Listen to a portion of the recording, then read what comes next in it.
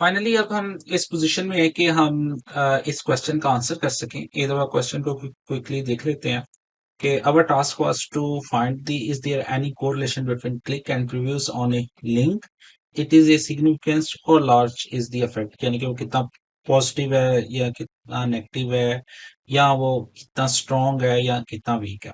तो इसको करने के लिए हमने जो भी थ्योरी पढ़ी है और जो चीजें हमने डिस्कस की हैं उसके साथ हम पहले स्कैटर प्लॉट करते हैं, फिर हम उसका कोरिलेशन कोफिशिएंट को फाइंड करते हैं।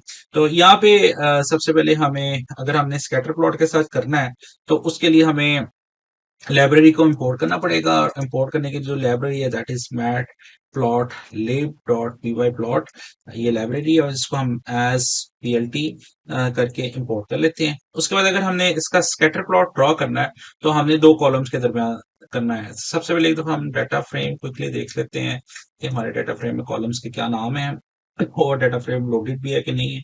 तो डाटा फ्रेम में डाटा तो है और इसमें प्रीव्यू काउंट और क्लिक काउंट है। हम इन दोनों का आपस में जो है वो रिलेशन आइडेंटिफाई करना चाहते हैं, तो इन दोनों का हम स्कैटर प्लॉट ड्रॉ करते हैं। उसके लिए हम यूज करते हैं PLT dot scatter is the function जो स्कैटर प्लॉट ड्रॉ करने में हमारी हेल्प करेगा। और इसमें जो पहला एट्रीब्यूट है वो हम पास करते हैं डीएफ अंडरस्कोर क्वेश्चन 5, और इसमें जो हम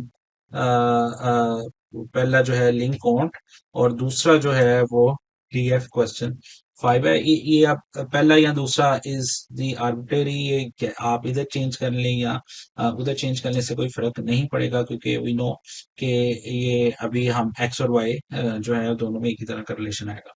तो फाइनली ये कमांड चलाएंगे तो इसके नतीजे में ये हमें प्लॉट स्क्रीन के ऊपर शो होना चाहिए। तो क्विकली मैं इसको एग्जीक्यूट करता हूँ। तो आप ये देख रहे हैं कि ये हमें एक प्लॉट नजर आ रहा है, और ये प्लॉट आप देखें कि एक स्ट्रॉन्ग कोरिलेशन को, पॉजिटिव कोरिलेशन को रिप्रेजेंट कर रहा है, यानी कि इसकी जैसे जैसे वैल्यू बढ़ रही है वैसे वैसे इसकी भी वैल्यू बढ़ रही है। तो ये आखिर में जो है वैल्यूज काफी बड़ी हैं, दरमियान में हमारे पास डाटा पॉइंट्स नहीं है, तो आखिरी वैल्यूज हैं, तो दरमियान में कोई इस तरह का डाटा नहीं है। तो बहरहाल जो डाटा है वो हमें रिप्रेजेंट कर रहा है ट्रेंड, और that is the positive strong correlation. और सेम अगर आप इसका जो है वो फाइंड करना चाहते हैं correlation in terms of the numerical value, that is called the Pearson correlation, वो हम कर सकते हैं डीएफ अंडरस्कोर क्वेश्चन 5। और यहाँ पे हम लिखते हैं जी क्लिक काउंट डॉट कोरिलेशन, जो हम दूसरा एट्रीब्यूट देते हैं वो हम प्रीव्यू के साथ दे देते हैं। इसमें भी ऐसे है जी कि आप पहले उसको कर लें या इसमें दूसरी जगह पे उसको रखने से कोई फर्क नहीं पड़ेगा। और यहाँ पे हम प्रीव्यू पॉइंट का एट्रीब्यूट पास करते हैं, तो ये एक हमें न्यूमेरिकल वैल्यू रिटर्न करेगा। और ये न्यूमेरिकल वैल्यू 0.99 रिटर्न कर रहा है। इसको आप राउंड ऑफ भी कर सकते हैं, लेकिन बहरहाल दैट इज 0.99।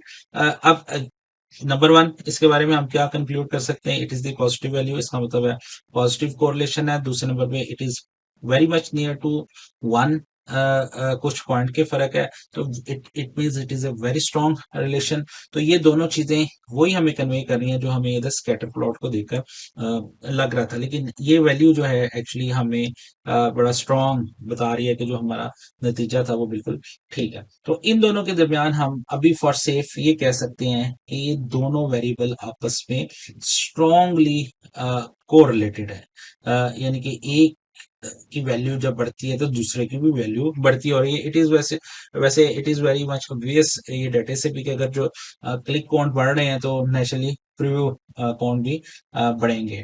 तो ये अभी हम इसके साथ कंक्लूड कर सकते हैं। अब हम नेक्स्ट सेट ऑफ सीरीज की तरफ जाएंगे, that is the our project 3, और उसके अंदर ये सारी चीजें रिव्यू होंगी, और उसके बाद हम उसके अंदर बहुत डिटेल से मशीन लर्निंग, प्रेडिक्टिव एनालिसिस और साथ जो है विजुअलाइजेशन को, डाटा विजुअलाइजेशन के बहुत सारे डिफरेंट तरीकाकार दिखेंगे।